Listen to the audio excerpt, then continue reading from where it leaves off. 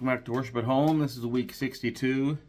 This week, Dave Chacko tells his testimony about how he owns a cattle ranch and the struggles he's had and how God has blessed him in it. Hope you enjoy. God bless.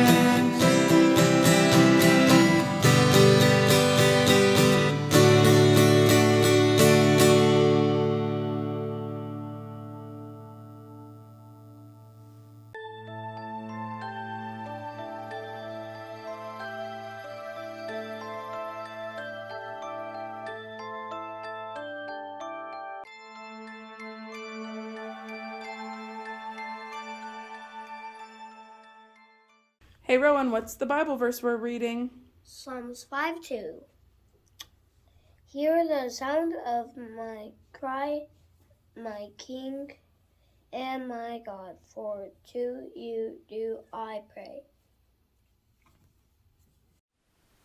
Well, welcome back. This week we are talking with Dave Chacko, a really good friend of mine from church. He plays guitar. We learned how to play guitar together. We've just grown really close. He's probably one of my better friends in town. And this week we're going to talk about his cattle ranch that he has down in Medicine Lodge, Kansas. So Dave, tell me about how you found the property and what made you decide to get into cattle ranching. Well, I've always been interested in farming and ranching. When I was a kid, I grew up in Kentucky, and my best friend was a farmer, and I'd go out and help on the farm, and he raised cattle, raised tobacco, and so I would, that's how I earned money. I would help him bale hay and things like that, and so I've always had a connection to food production and farming and ranching and things like that. Opportunity came up back in 2010 to buy a ranch in Medicine Lodge. It was the Gentry Ranch at that time, and it was the oldest or longest continually operated ranch by a single family in Kansas. And it's about 4,800 acres, and I bought it in partnership, and I'd always invested in land and in farming opportunities and ranch lands. So I took advantage of this opportunity. Really didn't know what I was doing, but it was in the Gypsum Hills, and I'd go out there and it was just incredible property and an incredible place. And I got interested in raising cattle because that's how we pay the mortgage at the ranch. And as I studied more about it, I thought about, how can we make, raising cattle how can we make it in a way that it's healthy for people to eat, good for the environment, and also can we do things that will enhance the capacity of the ranch to raise more cattle, and can we do that in a way that is both productive and good for the wildlife and the plants and forbs in the area. So I started studying about raising cattle, and so it's been a journey that way. And you, I'll be jumping ahead here. You built a packing plant down there. Yep. So what I learned was that there's a significant health advantage to grass-fed, grass-finished cattle over cattle being finished off with corn. And it makes sense. If the cattle are eating plants that have more micronutrients like magnesium and selenium, and they're eating native grasses and forbs, they're going to put that in their bodies, and it's going to stay in their bodies. And so I got interested in raising grass-fed. Most cattle are grass-fed until they take them to the feedlots and grow them to finish them off with corn. So it's really the idea is, are they grass-fed and grass-finished? And grass-finished cattle have just a lot more omega-3 fatty acids compared to omega-6s, and they also have conjugated linoleic acids. They have a lot of more micronutrients that make it. And I love beef, and I wanted to be able to eat healthier beef. It's a little leaner, a lot less, probably a lot less cholesterol. And so we started raising Angus herd that we'd grass finish, but it got really to the point where we could not get meat lockers to process our cattle in a timely fashion. They had a year and a half, 2-year waits. Wow. And you couldn't get your cattle in. And on top of that, packaging them in a way that I would want it packaged. You know, you had no choice in any of that.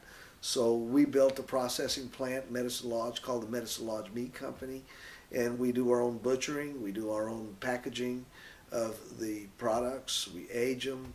As soon as we get done, fabrication is cutting into different steaks and burgers and stuff, we'll freeze them instantly so the meat does not get contaminated or, you know, gets damaged in any way or infected.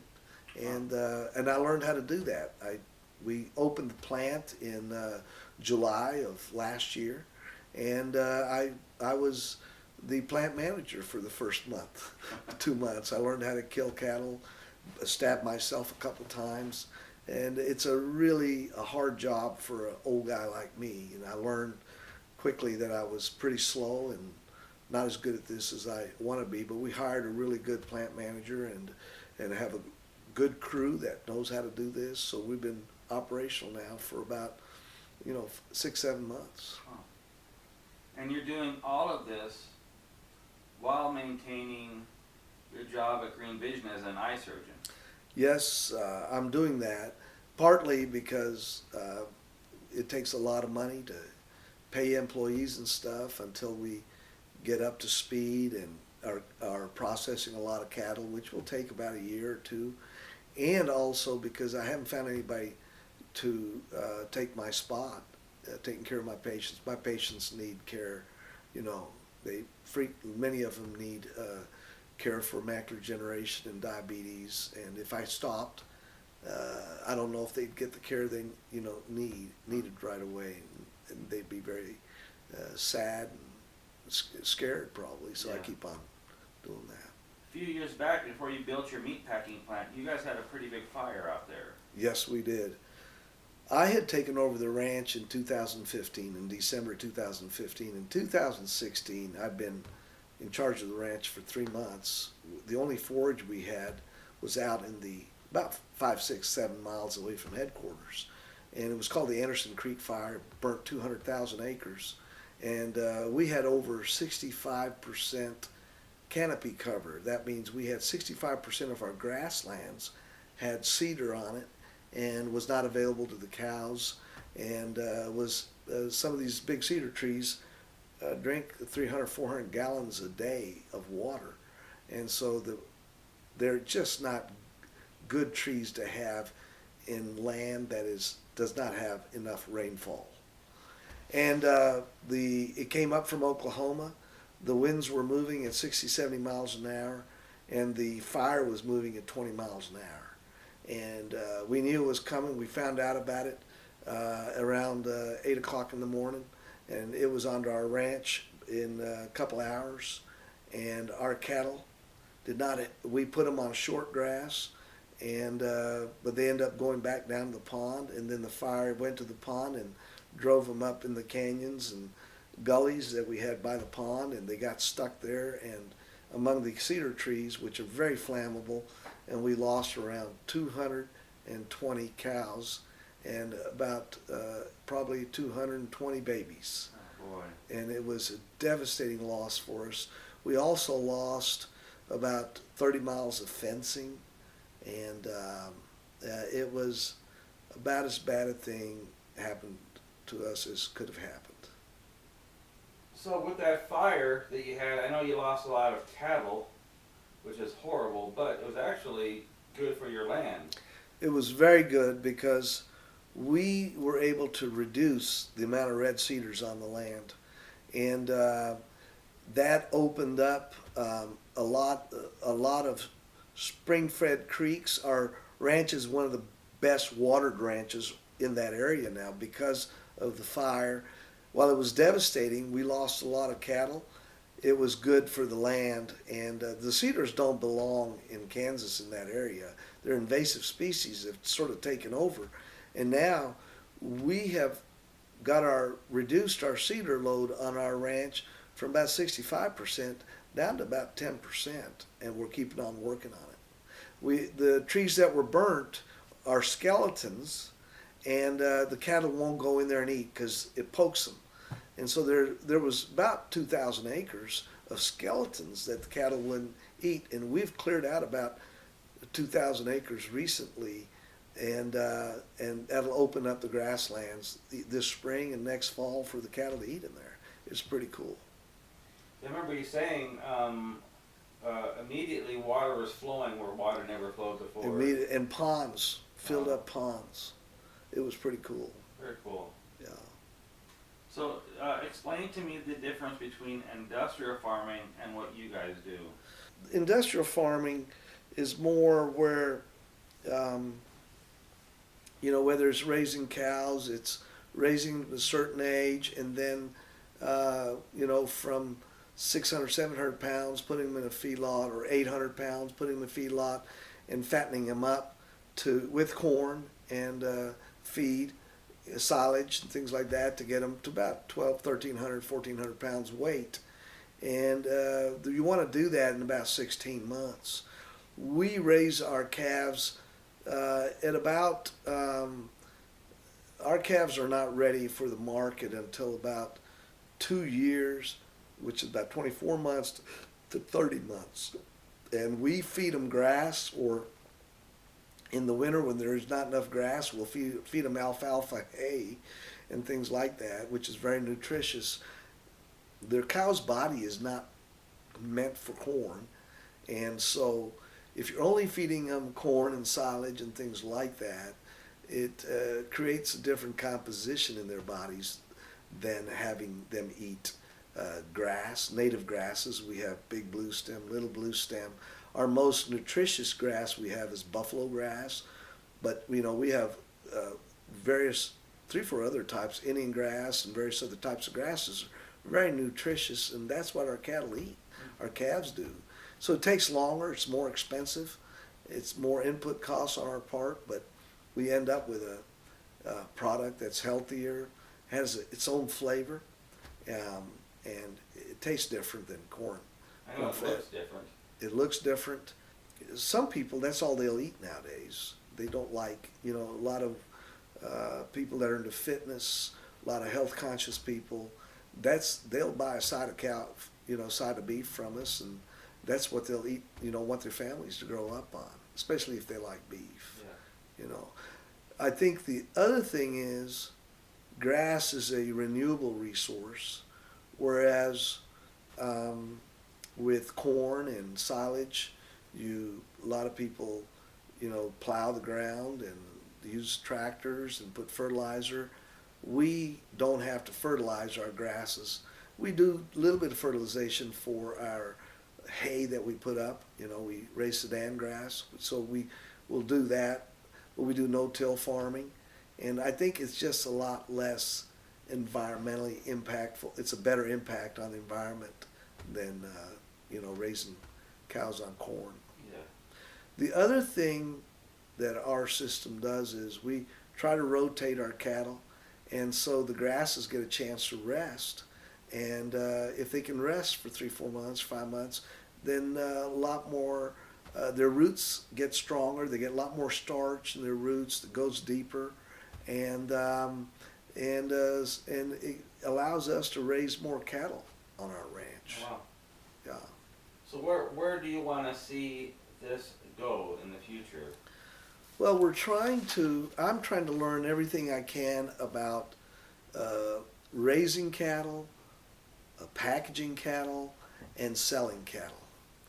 In my long-term goal, we built a mission school in Zambia, and one of the things I noticed, it's a high school, but a lot of the kids get an education, but there are no jobs in Zambia. There are no jobs in a lot of places in Africa for educated people, and they need help with bringing entrepreneurship and industry to those countries. And what I'd like to do down the road is raise goats and sheep on our ranch, and also poultry like chickens and turkeys, and then learning we'd like to raise them as free range animals, just like we do our cattle, and then we'd like to learn how to process them and package them. And I'd like to take that technology to Africa, and what my long-term goal is, I'd like to get over there pretty soon, teach people how to raise cattle and smaller animals, and then also do some micro banking and give them loans that are forgivable and help them bring the technology to them so that they can do their own butchering and packaging and sell it to the community and teach these people how to make money. And I think whether we do that with raising, for me the easy one is farming and ranching, but down the road we like to help them, become home builders and have mechanic shops and things like that. So eventually we'd like to, get various people that have skill sets and go down there and teach people how to do this kind of stuff. And I think then that we will be sharing, we'll be good stewards of what God has given us and sharing people. We'll teach them how to fish rather than just bringing them fish is the old, saying. And that's what my long-term goal is to do with our ranch and with do some kingdom work with it. Nice. So how do you feel God has led you through all of this? I'm about retirement age, and we sold our company, Green Vision Group, about 5 years ago, and I have a good retirement, and I asked God, I've been praying to God, what would you like me to do? And I think He has led me in this path of, rather than staying at home, He wants me to learn how to do this stuff and do missions and things like that. So I have prayed to God to bless this business, and we'd like to see the proceeds from what we do here go toward helping people that are on the margins, whether it's here in Wichita, feeding the homeless, taking care of, there's a lot of need in Omaha, in Wichita, or it's going to Africa or India or other countries that need help. We'd like to take that money and go over there and do some good stuff with it. I was desperate. One of the big challenges in processing is that you can't hire skilled people. And I knew fairly early that I did not want to be the plant manager of Medicine Lodge Meat Company. And I had been praying pretty hard that God would bring somebody in that would run our plant. And so one day we were butchering cattle, and I was butchering about 2 or 3 head a day is all I could do. And, good butchers can do 9 or 10 in the morning. And I was in the middle of everything. The electricity was backwards, and my saw worked backwards. Nothing's working really well. And I'd been praying. All of a sudden, in the middle of everything, about 12 o'clock, this guy walks in and goes, "Hey, my name is Mike Carsolari. I used to be the plant manager in El Dorado. And I'm looking for a job, and I was wondering if you needed help over here."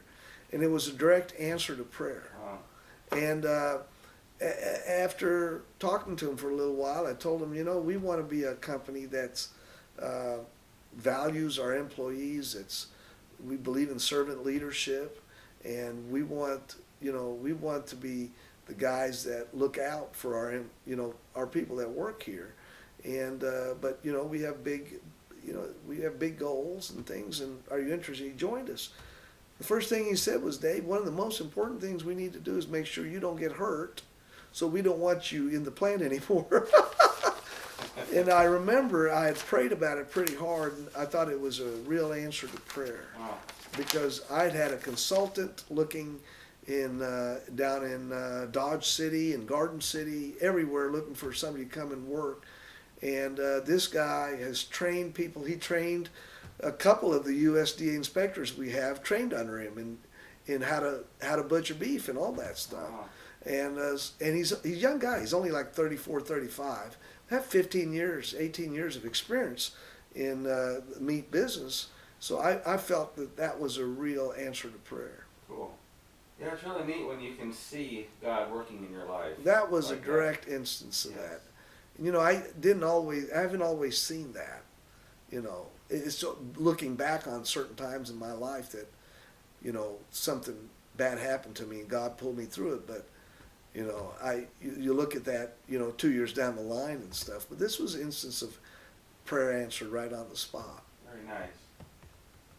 We always hope we're doing God's work, but it's neat to see an actual answer. Yes, it is.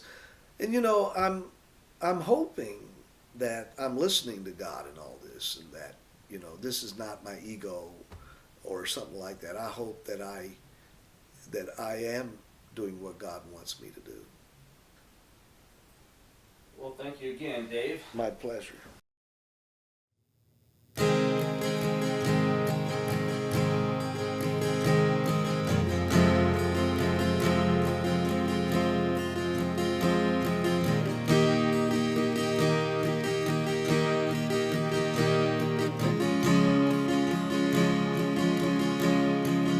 I am the Lord your God.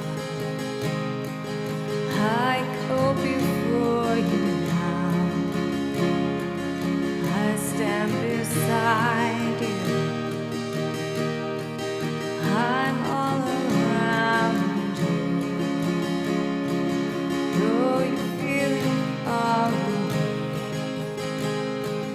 closer than your breath. I am with you more than you know.